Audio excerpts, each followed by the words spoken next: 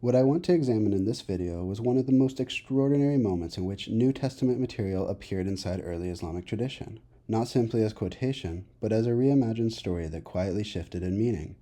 The scholar David Cook studied places in Hadith literature where sayings of Jesus or gospel material surfaced. And in this particular case, he focused closely on a Muslim retelling of the parable of the workers in the vineyard from the Gospel of Matthew. What happened to the parable in Islamic hands was not a minor adaptation. It became a window into how earliest Muslims conceived Judaism, Christianity, themselves, and the end of the world. Before even reading it, Cook reminded his readers that its very existence raised a fascinating question. How did this material arrive in Islamic tradition? Had a Gospel of Matthew already been translated into Arabic very early, perhaps even produced by Muslims themselves? Or had these sayings circulated orally, remembered through preaching, paraphrase, storytelling, and conversation in a world where Christians and Muslims lived in close proximity? Cook considered both possibilities plausible. Either some form of Arabic gospel material already existed, or the early Islamic world inherited these teachings through cultural and oral transmission. In either case, what one encountered here was a world of overlap and traffic between traditions, rather than one of sealed-off religious silos. The Islamic narration of the parable, drawn from the sources on the screen, ran as follows. Quote, "The messenger of God, who is Muhammad, said, 'Your end will only be like those communities who pass before you, like between the afternoon and the sunset. A parable of you, the Muslims, the Jews, and the Christians, is that of a man who hired workers and said, 'Who will work for me until the middle of the day for a karat?' So the Jews worked until the middle of the day for a karat. Then he said, 'Who will work from the middle of the day till the late afternoon for 2 karats?' And the Christians worked. Then he said, 'Who will work from the late afternoon prayers until the sunset for 4 karats? But you who work from the late afternoon prayers until the sunset for 4 karats are receiving the wage double.' So the Jews and the Christians were angered and said, 'We have worked more and received less.' He said, 'Have I refused any of your rightful due?' They said, 'No.'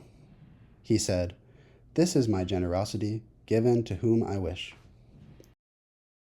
Once one had felt the force of the story, its structure became unmistakable. Judaism labored longest. Christianity worked somewhat less. Islam labored least.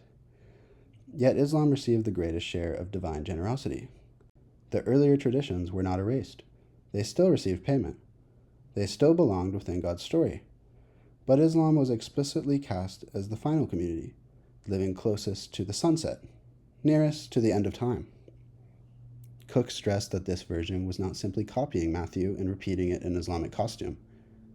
It drew upon Matthew while reshaping it in decisive ways.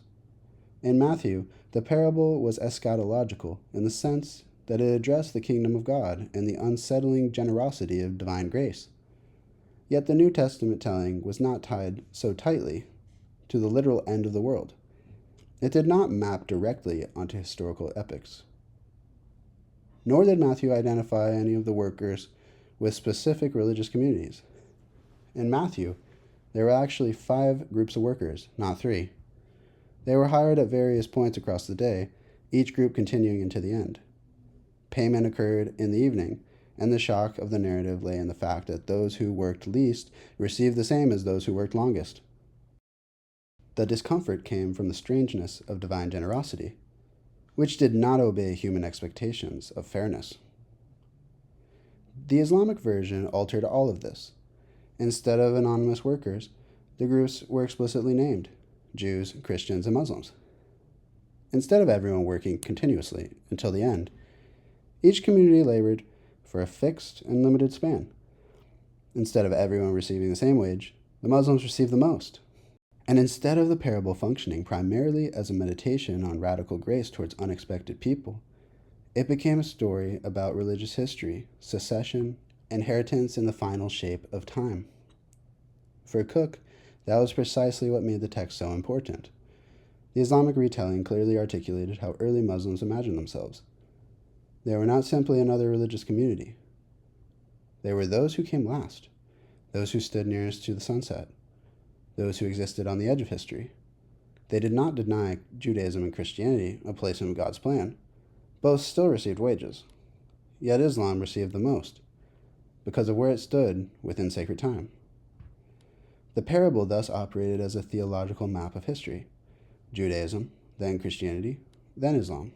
Work, work, work, and then intensified final reward. Cook also observed something that made the passage even more striking. Despite the central role of Jesus and the Quran, and despite the vibrancy of early Islamic apocalyptic imagination, direct transmission of the New Testament apocalyptic traditions into Islamic literature was comparatively rare. This parable stood out. It was one of the clearest instances in which a gospel narrative was not only absorbed, but placed squarely within an Islamic apocalyptic horizon. It organized the religious world into chronological stages. It helped Muslims understand who they were. It explained why arriving late did not imply weakness, but privilege and divine favor. What this ultimately revealed was not a sterile borrowing and not an anxious plagiarism.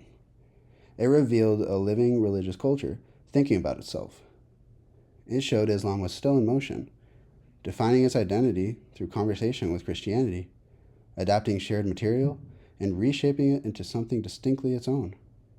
It presented a Muslim community that believed it stood at the final turning of history, belonging to the last group of workers before sunset, and understood its very existence as charged with eschatological meaning. And that is what gave this little parable its extraordinary power. Inside what looked like a simple story, one could glimpse into a civilization imagining its place in God's narrative, situating itself in relation to Judaism and Christianity, and articulating who it believed it was at the edge of the world.